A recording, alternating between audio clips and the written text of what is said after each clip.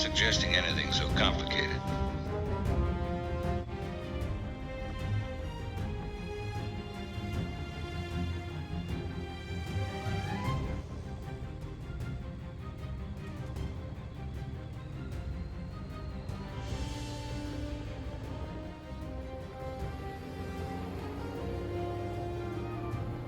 So my parents came to this country in the late 1960s.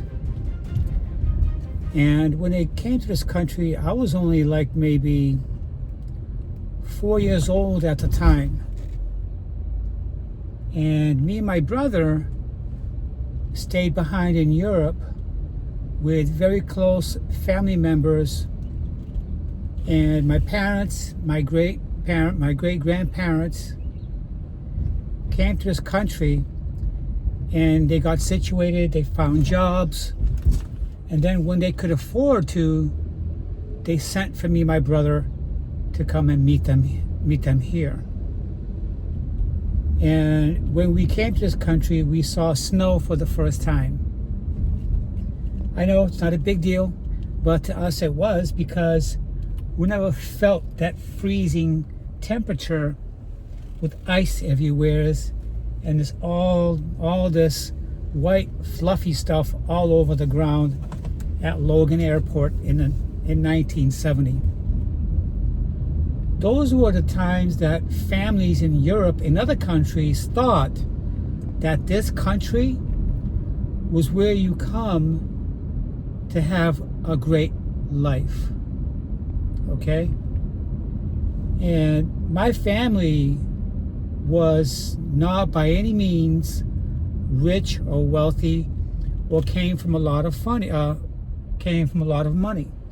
My great-grandfather was from Philadelphia, and he was my grandmother's father. And my grandmother would tell me stories and share pictures with me of my great-grandfather. He was a businessman in Philadelphia, and my grandmother was his only daughter. And when I came to this country, I really loved it. It was fantastic. But one of the things I noticed when I came to this country was the city where I lived was heavily segregated. We had the Portuguese from Portugal in the south end, and in the west end we had some Italians, some Irish in the city. When me and my brother would grow up, we would experience racism whenever we went to all sides of the city. But back then, there were no gangs. There was not the violence that we experience it today. I would say that back then in the 70s and 80s, growing up in this country, the political system was to what we would say normal. There was no similarities to Russian political system. In Russia, if President Putin is running against someone who has the biggest favor among his citizens, they will not live very long. They will get arrested or they get murdered. If they get arrested, they will go on a hunger strike and just die in prison. And if they were very defiant, they would just end up being murdered. And that's how it was. In Russia, there's no such thing as freedom of speech.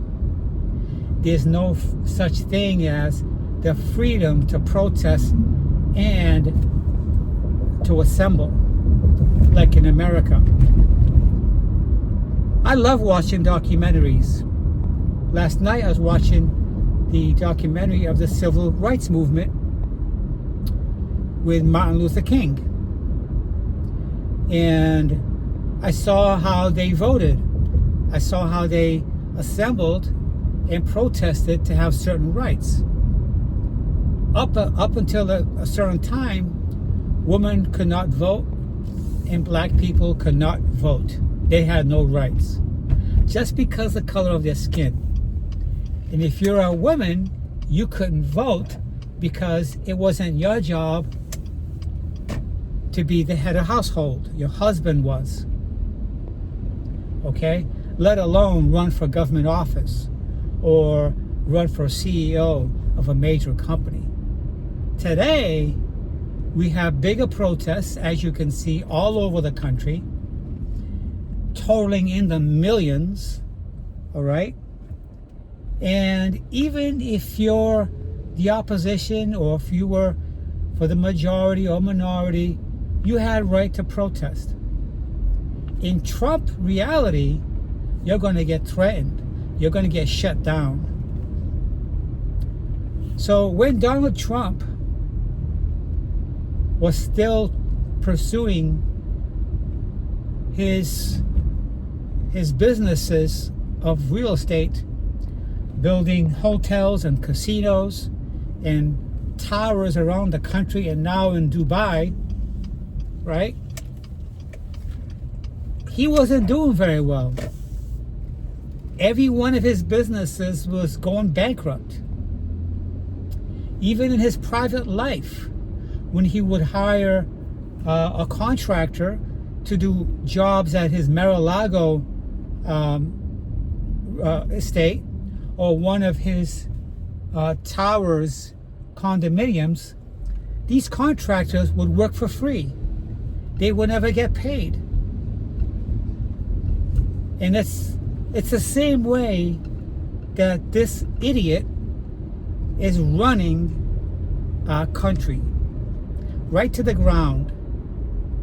He's destroying our economy. It's the same way he was behaving before he became president or even thought of running for president. And everybody knows about his crazy life with Jeffrey Epstein. Donald Trump is a Gemini. I'm a Gemini, but I was born under a different moon and a different astrology chart. Trump was born, I think, in June or July. The man is a serious two-face even to his friends. Okay? He will go out dining in New York and never pay for his meals. He would threaten the restaurant owners that he didn't have to pay and that these restaurant owners should be lucky and happy to see him. When his corruption started, it didn't start with his presidency. He was corrupted all along, even building his Trump Tower in New York. He used taxpayer money for his taxes and his building project. All right? He had the assistance of the New York Mafia to be on his side in case the mayors or the New York governors or even the district attorneys got in his way of his projects. He would enlist the mafia to take care of his dealings. When he started reaching out to Russian mob and Russian oligarchs, he was assisted by President Putin. That's why he's indebted to Putin, because Putin have been doing him favors. And now Trump is on the entail and he has to pay back for all the stuff that Putin did as a favor.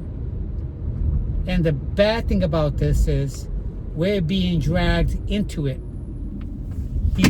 Trump is using our taxpaying money to fund ISIS, and ISIS is going to assist Donald Trump into staying in office because they're going to hinder the voting. process in our country. And everything you're seeing happening here is part of that process. Just look at it. He rolled out a red carpet for Putin. No president in the American history has ever done that. Our military rolling out a red carpet at the airport for Putin. We had a Russian airliner, land in Washington, D.C. That's what's happening. You can't deny it. We have no health care. Our rights are being dismantled. Our freedom of speech is out the window. If you go to a protest, just for standing there and videotaping, they go to attack you and drag you and use you as an example of what they can do.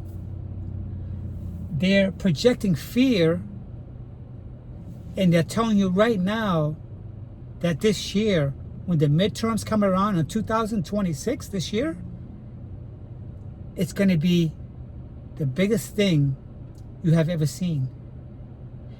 In Minnesota alone, they had over 3,000 ICE agents loitering, harassing, killing, and threatening, and beating up innocent Americans that's just protesting.